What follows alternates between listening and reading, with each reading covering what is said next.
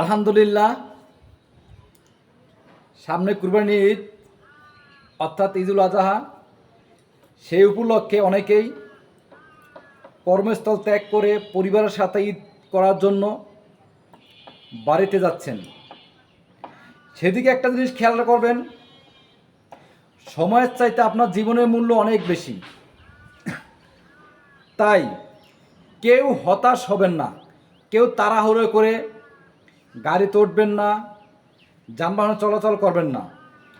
অবশ্যই একটু সতর্ক থাকবেন, যেন আমরা বাড়িতে যাচ্ছি আনন্দের জন্য, সে আনন্দটা যেন কান্নায় জর্জরিত না হয়। তাই আমরা বাড়িতে যাওয়ার সময় অবশ্যই একটু স্থান ত্যাগ করার সময়, ঘর থেকে বেরোর সময় অবশ্যই খেয়াল করবেন ঘরের ভিতরের বাতি, ফ্যান এবং ফ্রিজ লাইন সমস্তগুলি ঠিকঠাকভাবে বন্ধ করছেন কিনা, গ্যাসের চুলা এগুলি ঠিকঠাক মতো বন্ধ করছেন কিনা। কারণ বজ্রপাত সময় এগুলি সমস্যা সৃষ্টি হইতে পারে। তো সেজন্য অবশ্যই সতর্কতার সাথে বাসার থেকে বের হবেন। বাসার থেকে বের হওয়ার আগে ফ্যান, লাইট, ফ্রিজ এবং কি আপনার গ্যাসের চুলার লাইন এগুলি সমস্ত কিছু বন্ধ করছেন কিনা সেদিকে অবশ্যই খেয়াল করবেন।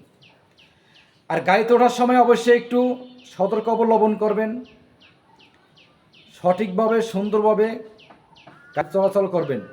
আর গাড়িতে ওঠার সময়, চলাফেরার সময় অবশ্যই অপরিচিত কারোর সাথে কোনো সুসম্পর্ক করবেন না। অতি উৎসাহিত হয়ে কারোর সাথে সুসম্পর্ক হয়ে কার দেওয়া কিছু অবশ্যই খাবেন না। সেক্ষেত্রে আপনার হিতে বিপরীত হইতে পারে আপনার জীবনের বড় ধরনের কোনো দুর্ঘটনা। সেদিকে অবশ্যই খেয়াল রাখবেন। তো সবাইকে ভালো রাখেন, ভালো থাকবেন, সুস্থ থাকবেন।